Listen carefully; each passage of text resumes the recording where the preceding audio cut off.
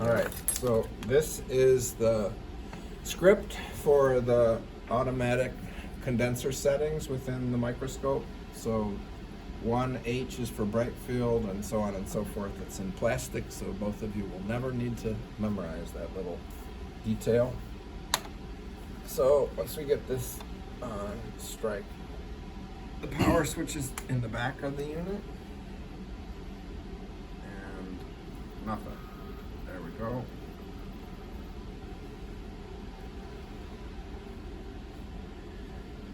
So this is the brightness control on the microscope. It's on this side. You have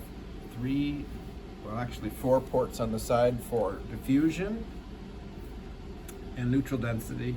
And there's a light balancing filter that goes to light, but it's like 80A was the Kodak Raton equivalent. It's blue. Mm-hmm. The reason that they used to use that filter was when people were shooting slide film, when the brightness was the proper photo brightness, it was too much. So everybody liked looking at their pictures with the brightness down, and if they had the blue filter, then they could get somewhat neutral color. What year was this machine built? I want to say in the early 80s. Oh, really? Is that old? Mm-hmm. Okay. So now we got this. You do Alt, Delete. There's the. And we log on. The password is written here, courtesy of Jay Sullivan, who's no longer here. Administrator. And it didn't take. So we'll do it again. That's not good.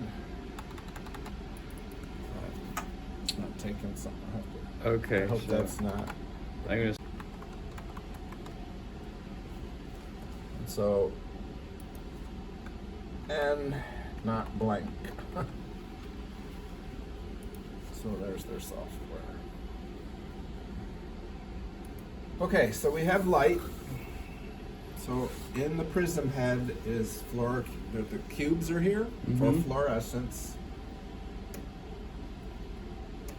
I believe it's the one on the 4 position is clear, and the other ones have cubes in them. So this piece comes off, it's broken. There was 4 pins, now there's 2, so you have to just kind of make it work. It's manual. Prism head is here. The eyepieces all have indicators for glasses and no glasses. So usually it's useful to put the diopters in the 0 position for beginning users. This is the light pathway. So the light's going to the camera, the light's coming to the eyes. Okay. So this goes in the 4 position. Within that is a clear cube, and on the top is a polarizer. So you could put another polarizer there if you so chose. Okay, interesting. I didn't realize that. So that's just a 45-degree prism. It's a piece of microscope cover slip glass, kind of.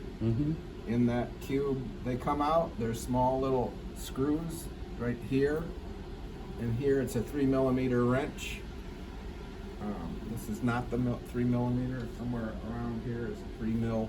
Okay. Everything on the microscope is 3mm. So here, anything you want to take off is on the 3mm. So the 4 position is the clear cube. You can see they're filthy. So I'm not going to put this back on just yet because it'll take me more time than it's worth. It's really not very easy to do, but we'll get it in there afterwards. So this changes the turret settings. So the 1H, you can see down here, it's not so well designed because in a dark room you can't see anything. Okay. It's really dumb. This is the flip out condenser, so when the microscope, that's bad. It should be flipping in and out. So when do you use the flip out condenser? For the low power, there's a 4X on here, I believe. Or there might not be any more. We might have moved it. There's a 10. So you would flip it out for the 4.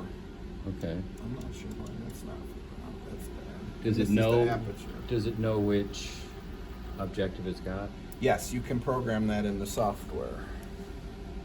That's a whole production unto itself to calibrate the software with the objectives, because then it will do the magnification.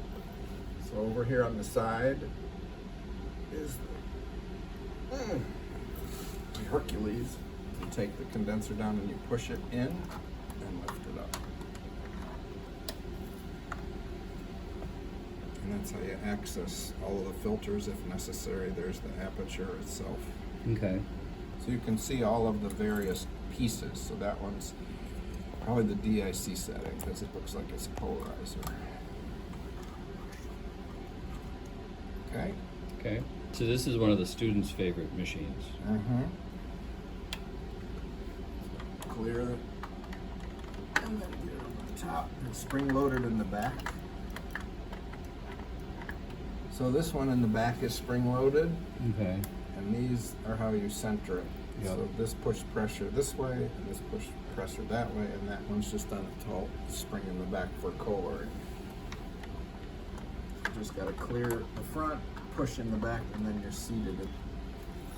So week one, I have them take apart microscopes so that they can begin, if necessary, to troubleshoot. You know, one of my objectives was for them, if they're going to work in a lab, things are going to need to be serviced and broken, and they got to fix and change light bulbs. And if they don't know how to take it apart, I wasn't helping them. Do you take this one apart and show them, or? I do it, but I don't let them do I would this. do that. No, that would be asking for trouble. I have neutral density filters here on the side of the chassis is the coarse focus and fine focus controlling. So when you touch this in one position, you're telling it to do fine focus, and then you push it again and you tell it to do coarse focus. So you have one control for both. But Okay. the micro piezo motor probably talks to which amount of movement it gets based on that control. This is up, you can program the stage, and then this is upper lighting and transmitted light. So you push it, and the fluorescence illuminator, there's a shutter in it, there's a director, so that's what each of those. The microscope on, we have brightness, it's just been nicely cleaned. So let's put an image. So here's your coarse and fine focus. Yep. Goes up, goes down, and this one is the. Changing it from episcopic light to diascopic light, transmitted light or. And those are those little tiny symbols for that. Yep, that's a light bulb. Are they both light bulbs? Yep. Okay. One's above and one's below. All right, so stage is kind of basic, very smooth, very nice. So over here, you want to be on live view. So now we have kind of an exposure. Let's use some neutral density. So the Kohler's pretty terrible. Aperture closes fully when the microscope is turned off. Not sure why that is. So my first thing when I use it is go for best fit here. So it begins to get me sort of nearby. So you can manually adjust exposure and brightness. There's where the histogram is, so we're still really overexposed. So within this controller, you can pull the histogram a little bit. It's still really yellow, so we can work through that. If you do interactive color, you should be able to come in here and tell it that that's white. So this is the basic display. This is where you got your brightness, your contrast, and your gamma. You can do different ways of talking to the brightnesses. Sometimes you got to play with all of them to get it right because the software is pretty old.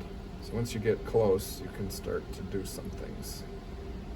So we're creeping towards a much better image. That's hematoxylin eosin. So if you click it and you use this, you can get it to behave. Then over here is your color balance. You can do exposure changes, really small. You can do contrast changes. You can tell it to be 3200, which it's not. We know that. You can do color picking, which is better. And then you can go in and continue to play around with it if you so chose here. And then you have a saturation control too, just based on a lot of things.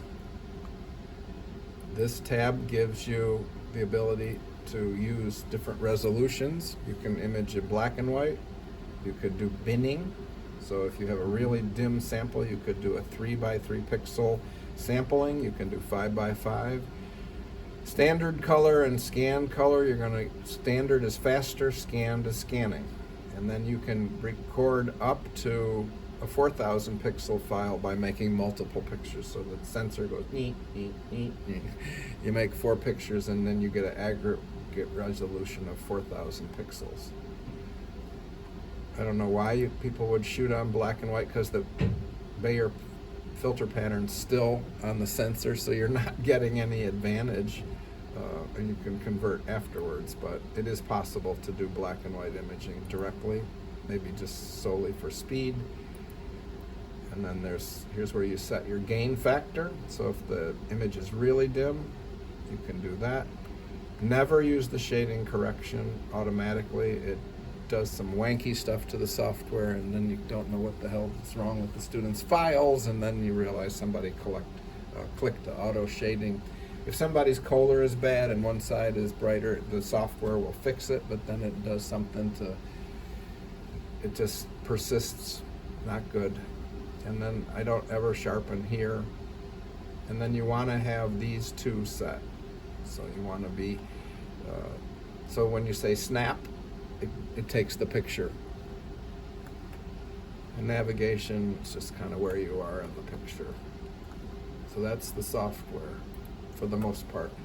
Because it's not, it doesn't move the stage, it just has an automatic sub-stage condenser. You can't do mapping. It'll tell you could do increased depth of field imaging. It's never really worked well. I mean, Okay. The software might be 15 or 18. It's called multi-dimensional acquisition. When these computers die, is there new software for? It's super expensive. Yeah. The AxioCam software that we have here, AxioVision it was called, I don't know, it was like 30 grand. It has a dongle in the back. Right. Yep. See it? That's the software. Yeah. Without the dongle, it doesn't work. Got it. It looks just like a memory stick. Yeah, I know that. It is. Is that wired in? No, it's No, not. it's So just- some they could kid just- could yes. just boom, boom, boom. But only if they know it's there. Okay, we're not going to talk about that. Nope. Well, I think you should. Yeah.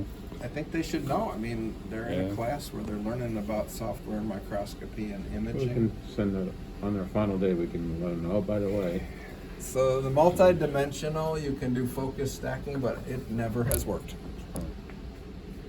the condenser that's stuck in there now. What's the limit now because of that? in It's terms fine. of- It'll do 10x. It'll go to 10? Yep. You're to go above everything, but it won't Okay. do 4 Right. below. So within the objectives is a quartz wedge for Wollaston, and by changing this screw position, it goes. There's a spring inside, and so this pushes, lets it go further into the spring, or lets it go out. This is matched. This piece of quartz is matched to that lens. So, and that's why these things get so expensive. So they mill that piece of quartz based on its refractive properties to make these two prisms. For the DIC, with the 10, you'd be in Roman numeral position 2. So that's the DIC prism position for 2. Okay. And then that would be seated here. And then you can adjust the, so that you can Cool. see the brightness got darker because there's a polarizing filter in there. There's the DIC image.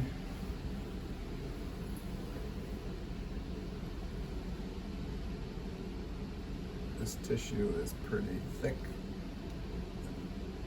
We have but that's completely different than a bright field image.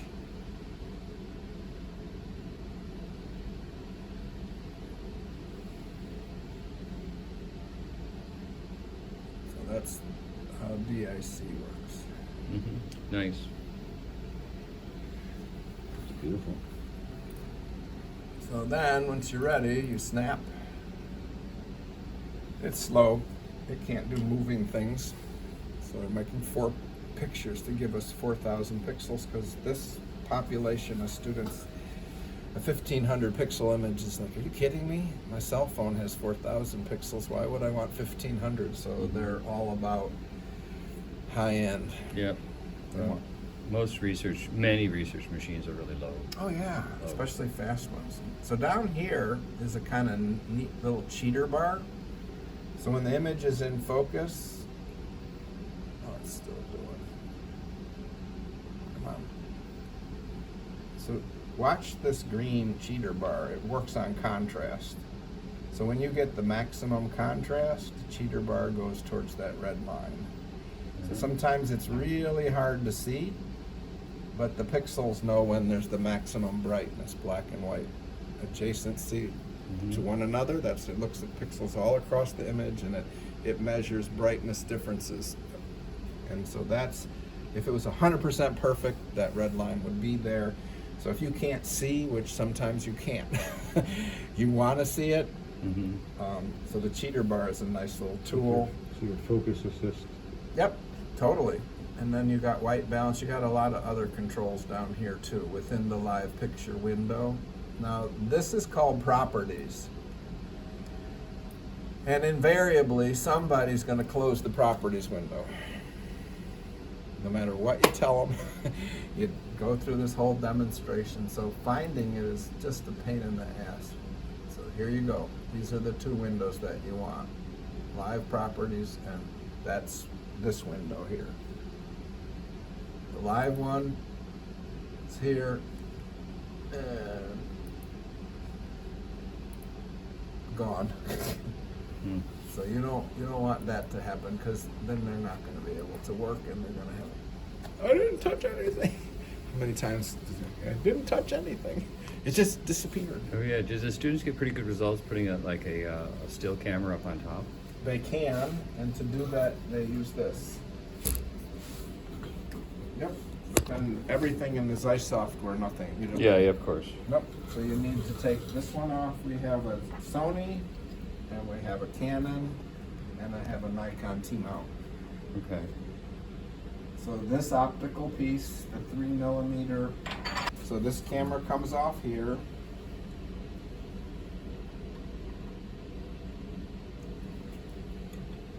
There's 3 set screws. This port would go there, but now the microscope is really manual. And it's Okay. it's gonna tell you there's no camera attached.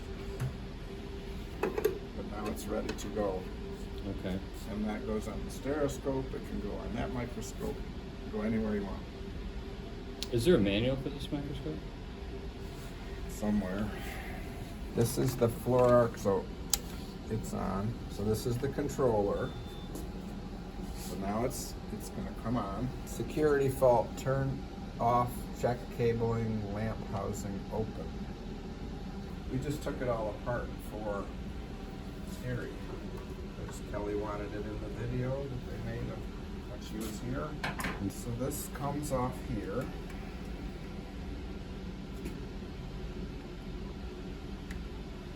And then this comes off. So it thinks right now that something is not attached. So.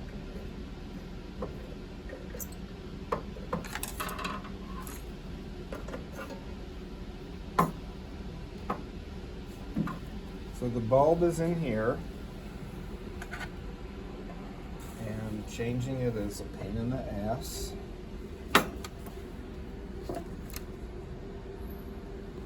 So this cleat in the bottom here, you push that cleat, and the bulb is released.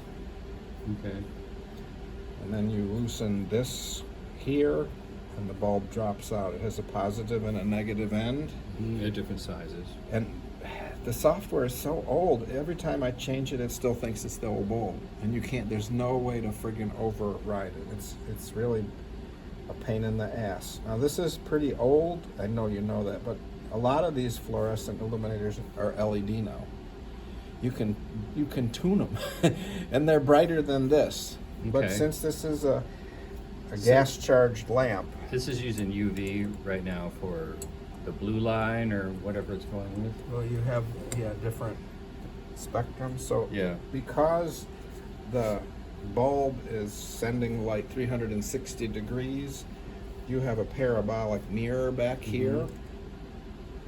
So to get the parabolic mirror to do its job, you have a variety of components. You have a small focusing lens here, and then you have a vertical and a horizontal and a diagonal pitch to that mirror. So these three change the position of the mirror so that when you look to focus this illuminator, you would put a piece of paper or something shiny there, and you would see the image of the filament, and then you would see the image of the parabolic mirror image of the filament next. And Oh, you gotta line them up. Yes, that's how you do it. But you do it with this tool. Okay. So you got to get these. Your rangefinder adjustment. Yeah, kind of like that. So you got to get the image of the filament next to the image of the filament, and you got to get them as defined as possible and as close to possible, and that's done with those three and this. Okay. Similarly, you have the same deal with the transmitted light housing. It has the same adjustments, and all that information, which one does which control, is on the outside of this massive. Feel the weight of that That's friggin' nice, heat heat exchanger. exchanger, yeah. Oh, it's ridiculous. That's how you know you get your, something for your money. There's your German engineering. Indestructible. I'm just gonna leave my stuff that I borrowed on Okay. the table. I didn't want it gone. Perfect. No Thank you so problem. much. Thank you for Thank you. I'll see you.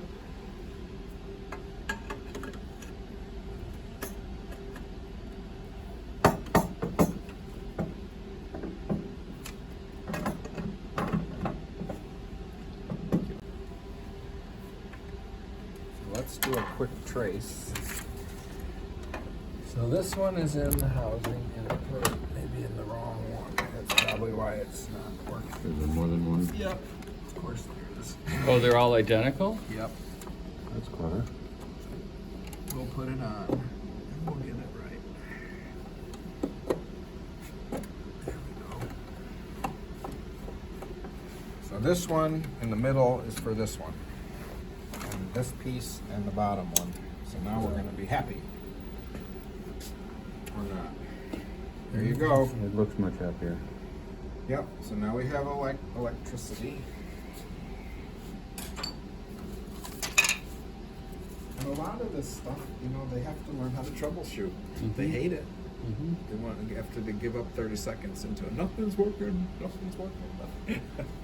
So, well, let's go figure out what's going on. Oh, I touched that. I did that. It's like, well, I didn't do anything special. Okay, so we put a small piece of paper. Most of the time I just use the slide itself. Okay. I'm going to zoom in here close. So this is a slider. And why isn't that coming over all the way?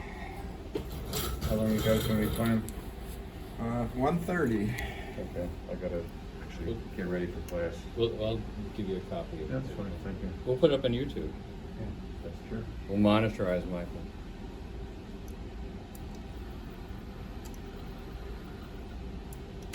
It's not centered. We're gonna have to go into the illuminator. See how it's not on the piece of paper at all, the light? Oh, okay. That's really out of whack. That's really far away. Mm-hmm. Record this somewhere. The field stop is frozen. This is a shutter, a physical shutter to close the pathway. Video, okay. So that first one, that's the shutter. Yep, so that's a mechanical shutter, so no light goes through the pathway. Okay, This is the aperture, so it gets dimmer, okay. and for some reason, the field stop is So frozen. we might have to tear that apart and fix it. Okay. I don't But know. you use the field stop to adjust it. Down below, Yeah. there's two field stops. This is the episcopic illuminator. So now that I have a pathway, I'm going to look through the eyepieces. And I don't know why we can't see anything. Let's try a different filter.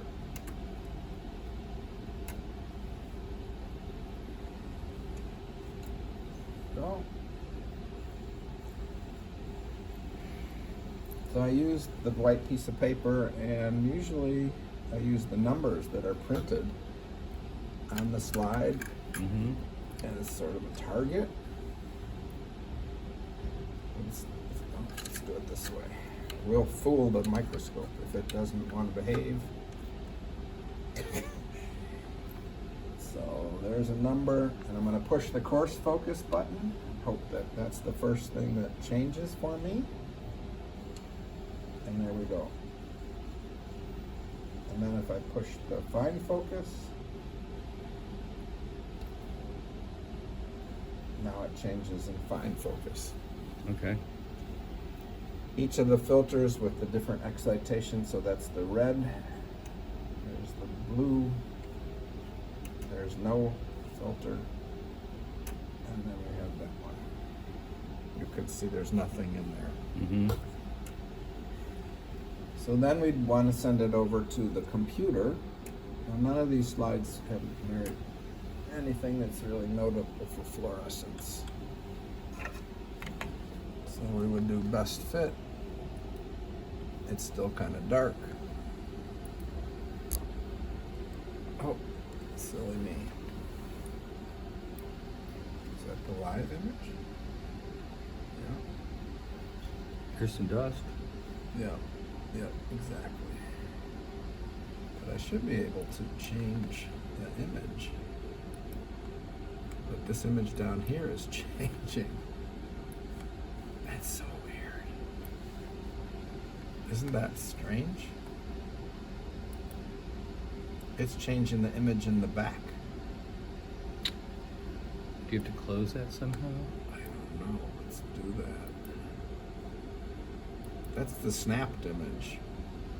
That's a picture that I took before.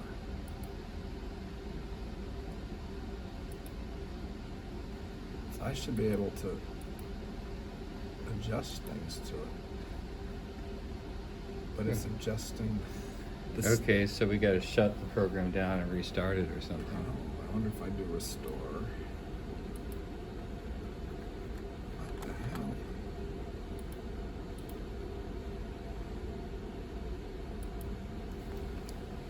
Okay, I'm stopping this. You don't have the display mappings in your file from here, it'll be black.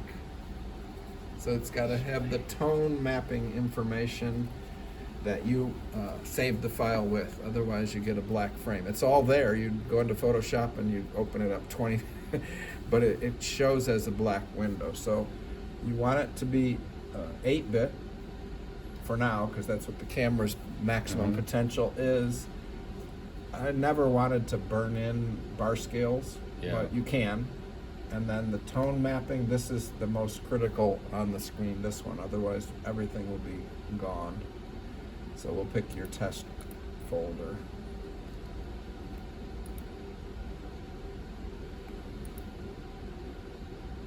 Do you have to clear some folders? Yeah, Clear some crap out of there. I can throw it away. Let's see if it's live now.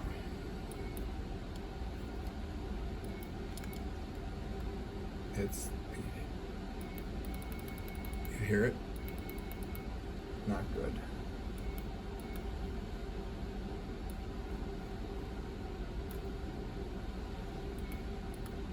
Okay.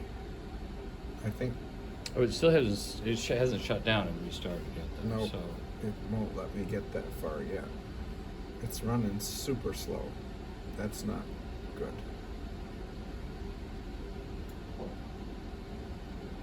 So this is the software. Should I throw away all these folders? sure.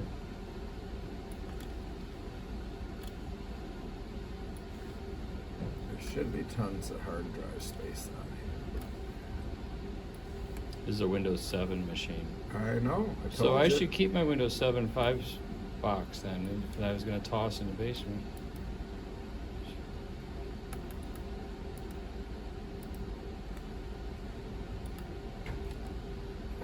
Okay.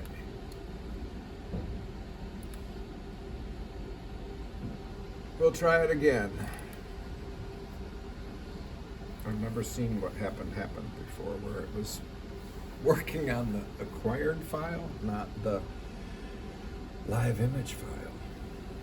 But who's to say? Who knows?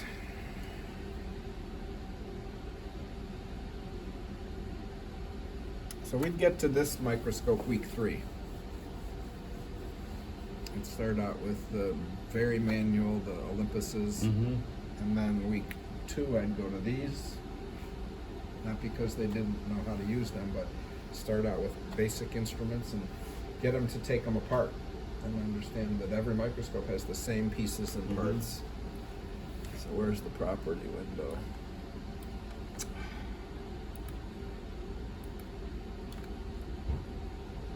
There it is. That's so weird.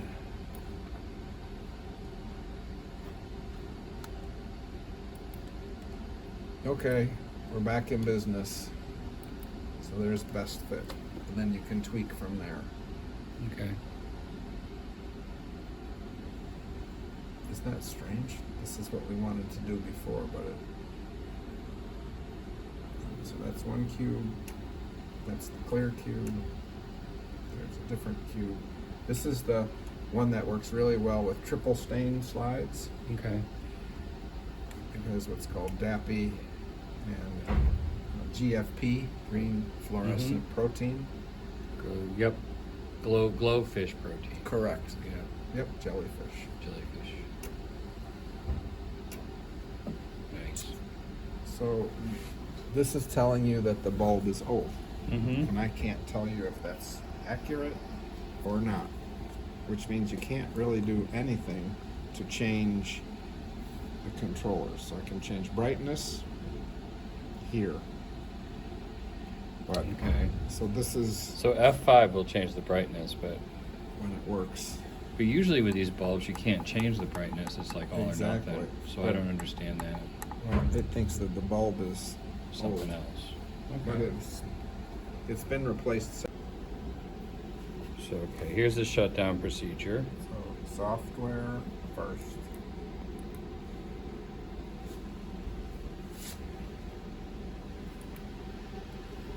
And then power to the fluorescent illuminator. And then the power to the microscope. Okay. The camera's plugged in. It's been plugged in. It has a trickle charge probably. If you wanted to unplug it, the power controller's back here. Okay. It has a glass fiber communicating with the computer. Oh, wow. So it's got its own fiber. It goes into, there's a board in the computer for the camera. So those are fiber optic cables. It's very fast. The camera is part of a series that now has become the little tiny Yep, the little ones. 105s. This was a pretty expensive camera in its time. So the power cable for the camera's here. Okay. So it's still a nice machine. Oh, the optics are fantastic. So you can do phase contrast, you can do DIC, bright field, and dark field.